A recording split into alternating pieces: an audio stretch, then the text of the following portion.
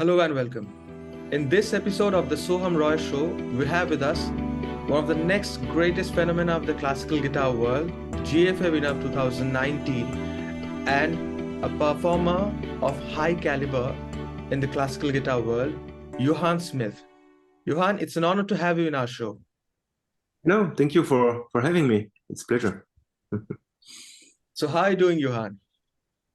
Very well, very well. I just came back from Japan tour last week. Yes. So I'm, staying calm a little bit, staying, rest for a few days. So that's fun. And tomorrow I'm flying to Lanzarote in Spain.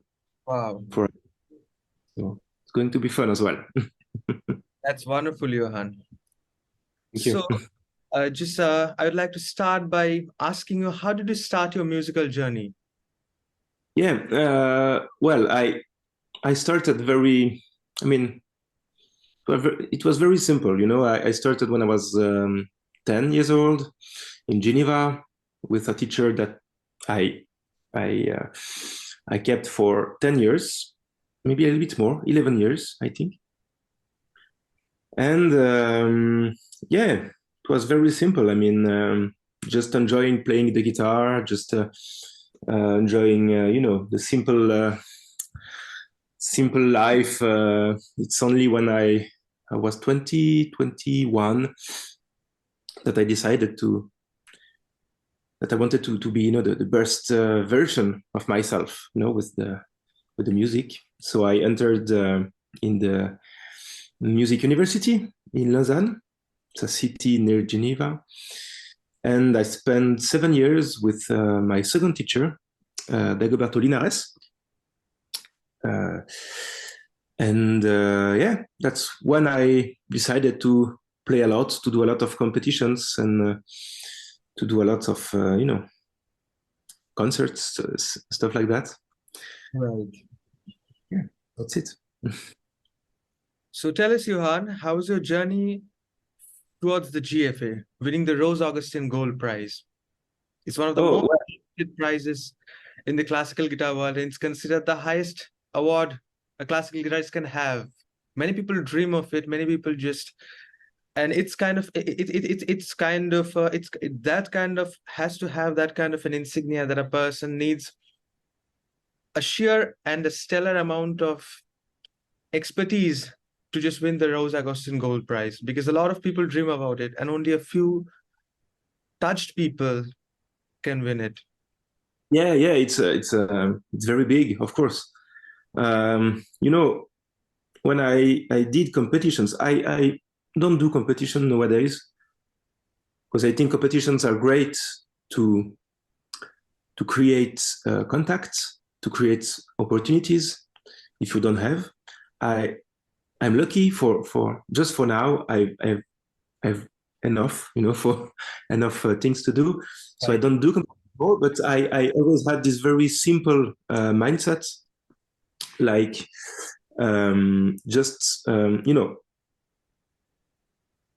going there without thinking so much of the pressure of anything like that.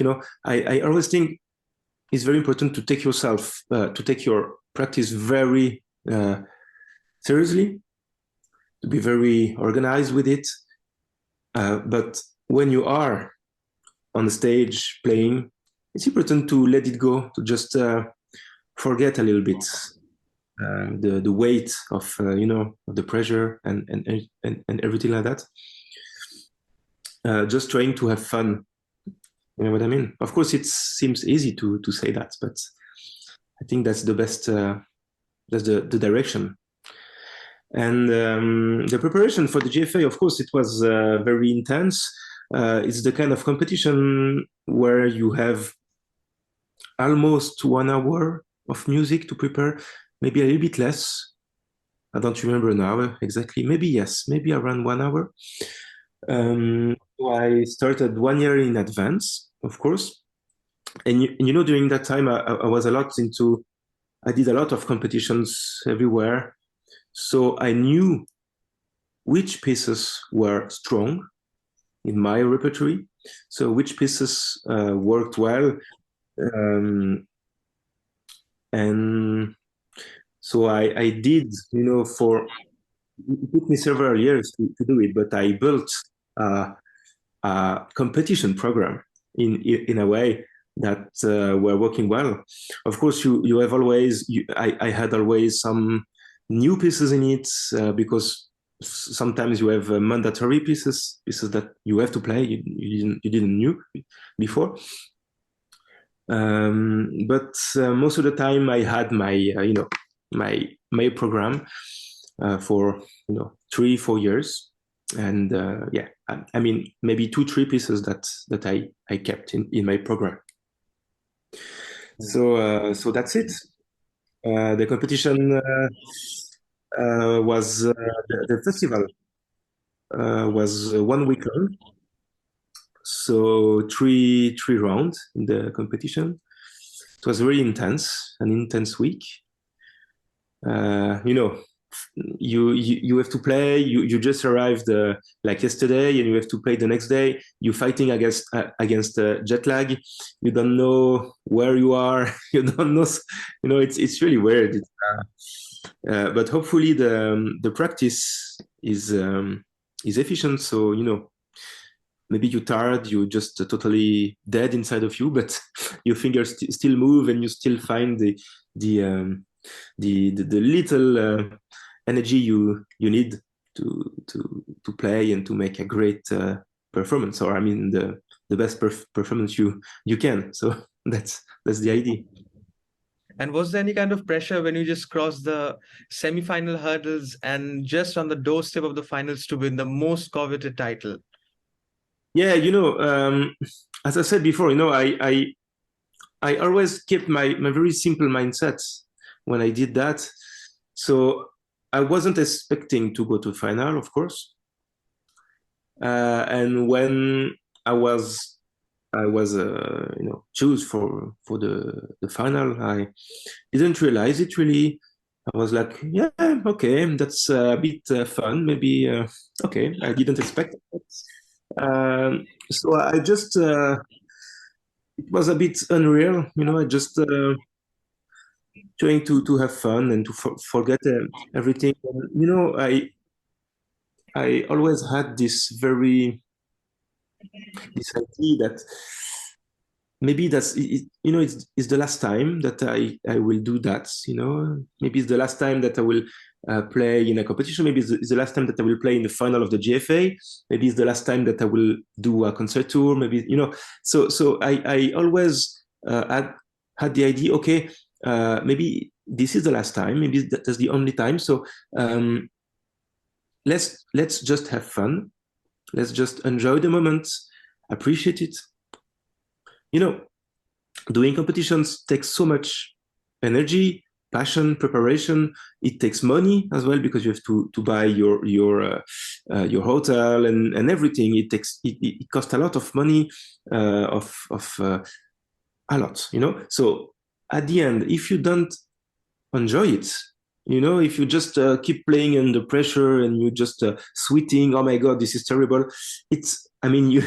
You just lose everything, you lose your money, you lose your energy, and you don't win the prize at the end. Yeah. So at the end, yeah, just have fun, Right.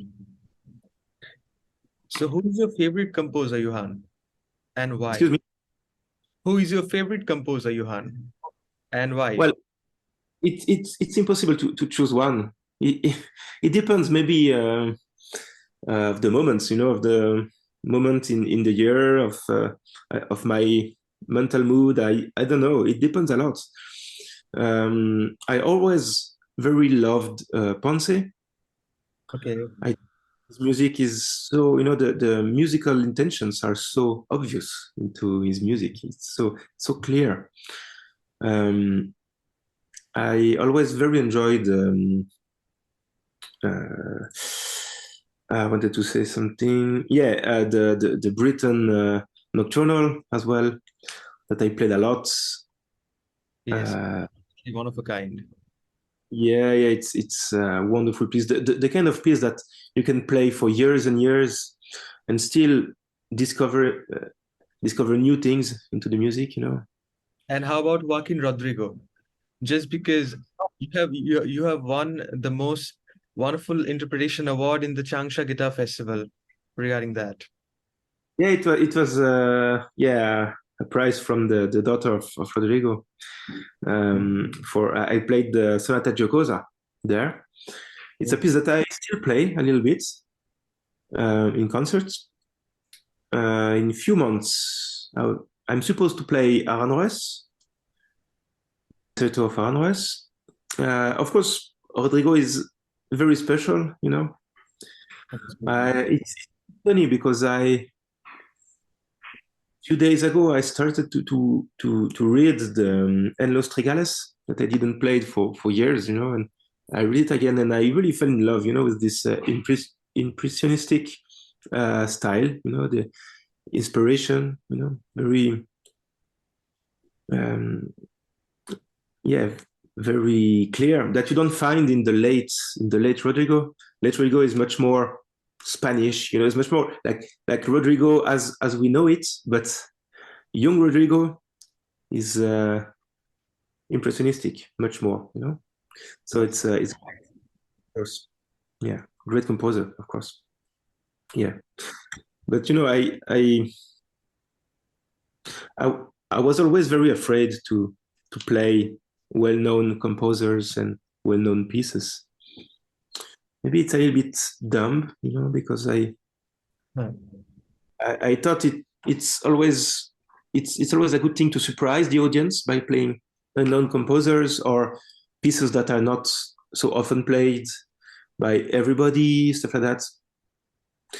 But at the end, it's difficult to find good pieces that are not so often played. Maybe they are not often played because of a reason. Maybe it's too difficult. Maybe it's not worth it. I don't know, for many reasons. Absolutely. So now, yeah. So now I'm trying to yeah, to take away that idea and maybe playing a little bit more of the repertory, you know, the well-known repertory. I would love to. I don't know. Maybe some Albanese, maybe stuff like that. Yes. Yeah. Classical music is a niche art form still now. So just like many people, you don't see very often like young people and maybe most of the people, the general audience, actually, I'm talking about the general audience. The general audience don't really, you don't see many people listening to classical music nowadays, just because it's kind of that sector of that music where you have to have a certain qualities of listening, certain qualities of understanding, and also certain musical education to learn and understand the classical music. So it's kind of a niche form still now. What's your advice for musicians who want to have a professional career in classical music?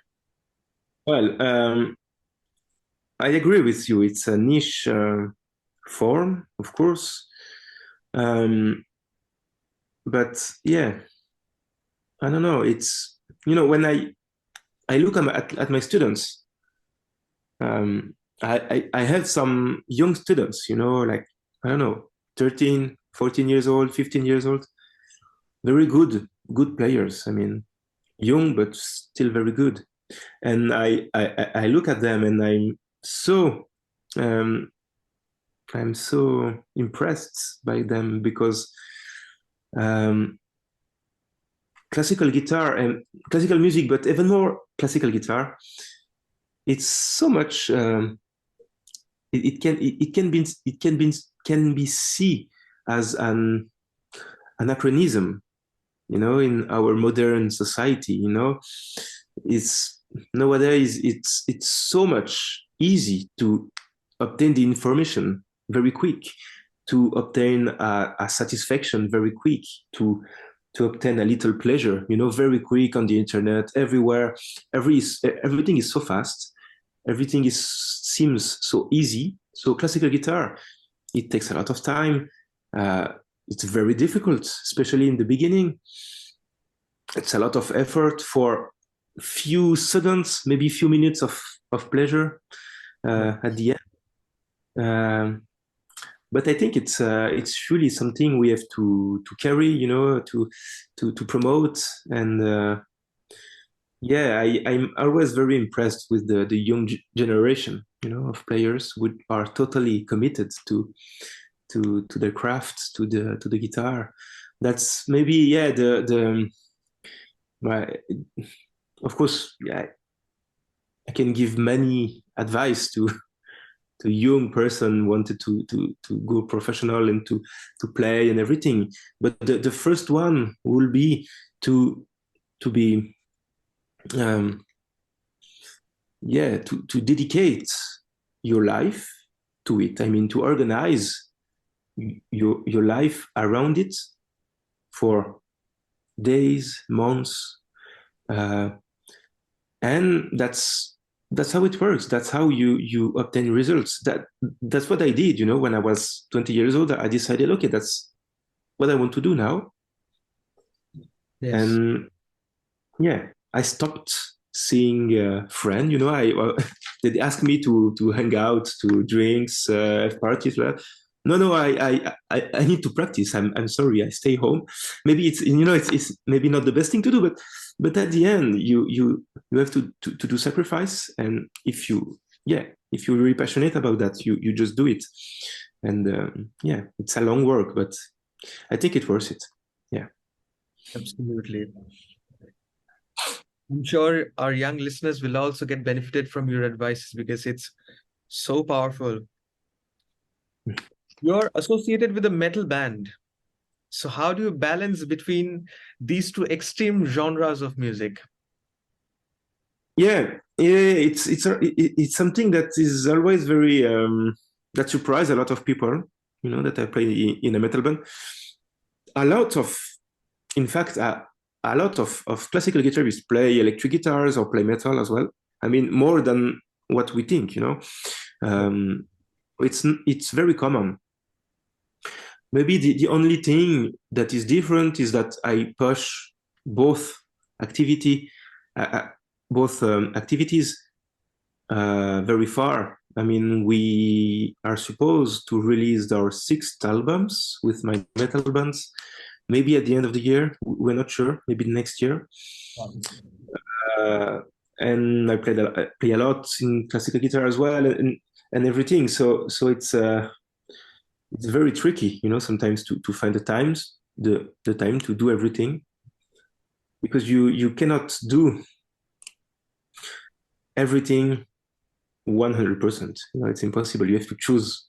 It's easier to choose only one and to do only that, you know, do 100% of your time just one thing, and you give yourself you help yourself to be good at it. And but I decided to push both. But at the end, I like it. I think it's I need it, you know, in my life. It's like if I had only classical guitar in my life, of course I will be very happy. But I don't know if in the long term I will be very totally happy with that. You know, I need both sides of it. I need just sometimes to, you know, to put down my classical guitar, to go in my rehearsal room with my friends, drinking some beers, having fun, just enjoying the moment without so much care, you know, and just just having fun like that, you know, with people. Because classical guitar, we are a lot of the time we are alone in our practice, in our concert as well, you know. Going in a country, you arrived, you met the people. Okay, you play the concert. After the concert, you have a drink, you have some food, and then you just left. You still you stuck in your hotel room. Same thing for next day. So at the end, you alone most of the time. So it's cool to just have some friends, you know, to share some music and do something else, you know. And also you need some other kind of music, some light-mooded music, just to unwind yourself from As well. Yes, because classical music, as we all know, is it's really one of a kind. And since really difficult to interpret the music of the late masters.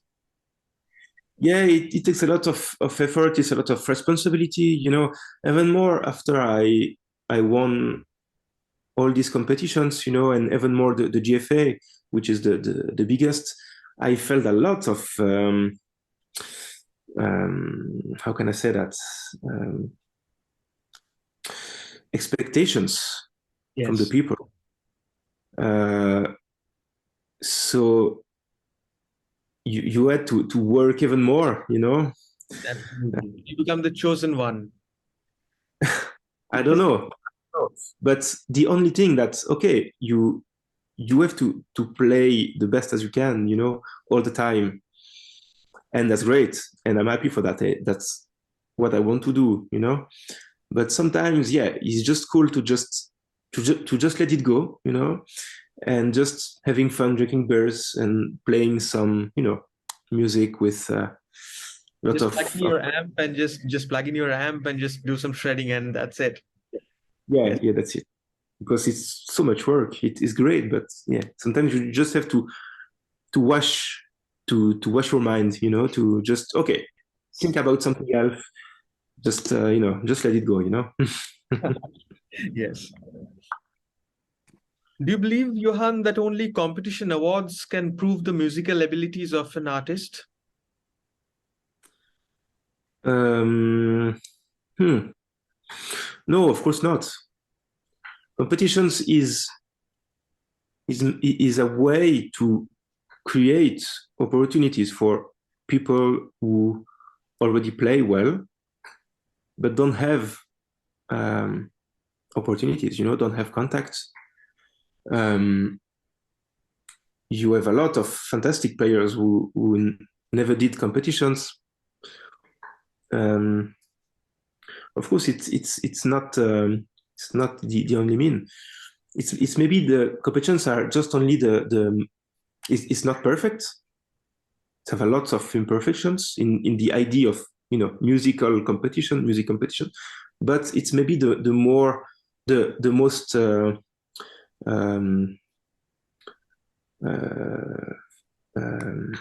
how can I say that, the most equal, the most right.